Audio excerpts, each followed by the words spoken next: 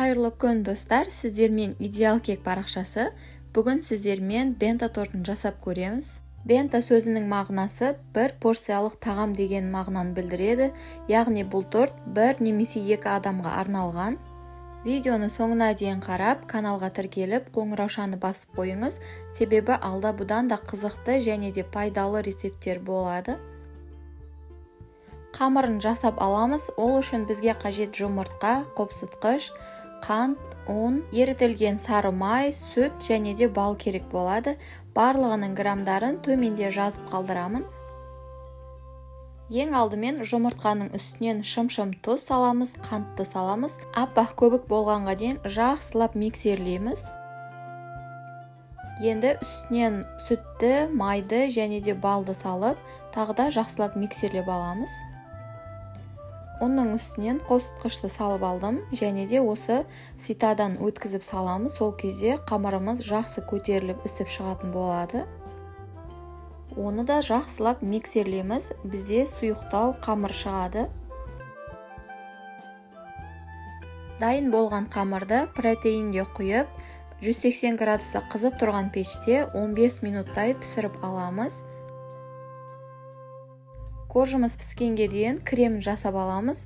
Ең алдымен осы бөлме температурасында еріп тұрған сары майдың үстінен қант ұнтағымызды салып, жақсылап миксерлейміз.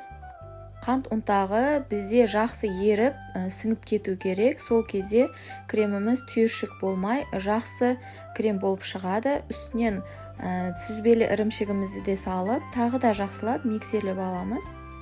Дайын болған кремді екі бөлікке бөліп алдым, себебі қазір жұмыс жасаған кезде оңай болады. Кремнің жартысын тағы екі бөлікке бөлеміз. Жарты бөлігін корждың арасына жағамыз, қалған жартысын сыртын қаптауға краска қосып пайдаланамыз. Мен осындай тағамдық гелевый бояғышты пайдаландым. Кондитерлік дүкеннен тапсаңыздар болады. Өзімізге керекті түсті шығарғанға дейін бояғышты қосып, жақсылап миксерлеп аламыз. Тек қызыл түсті пайдалану міндетті емес, өздеріңізге керекті ұнаған түсті қолдансаңыздар болады. Креміміз дайын болды, осылай болып шықты. Енді коржымызды осы пергамент қағазынан босатып аламыз. Менде осындай дайын форма бар. Осының көмегінде кесіп аламын корждарды. Диаметрі 9 см. Сіздерде бұндай форма болмаса, кез келген бокал немесе тағы да басқа ыдыстармен осындай етіп кесіп шығыңыздар.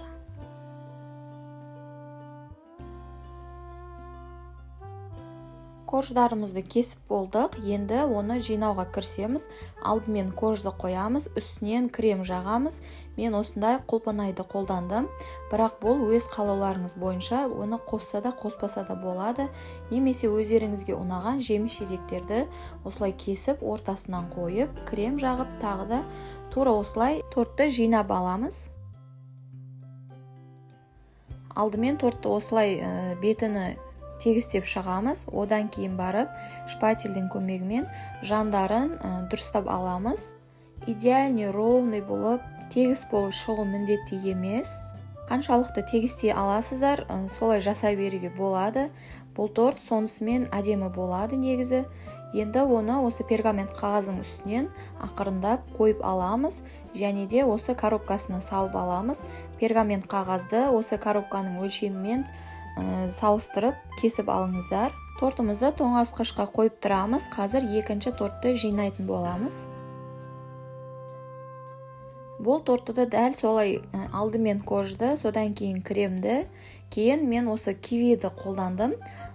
Сіздер жаңа айтқанымдай өздеріңізге ұнаған жеміс жидекті немесе мүлде қолданбасаңыздар да болады. Және сыртыны осы жаңа дайындап алған қызыл кремнің көмегінде сыртын қаптап тегістеп шығамыз. Торттың оформлениясын жасаймыз. Ол үшін аздап қалған ақ кремнің кондитерлік қапшыққа салып аламыз.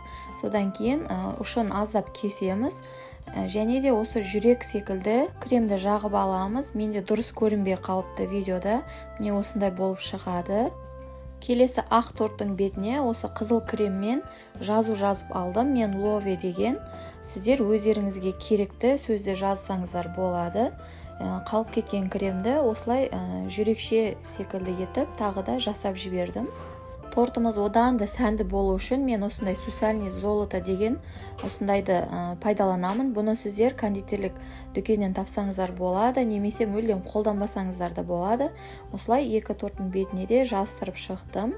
Бұл тағамдық, жесе болады. Міне достар, біздің бенто торттарымыз дайын болып шықты. Өте сүйкімді, дәмі де өте тәтті болып шыққан. Міндетті түрде жасап көріңіздер.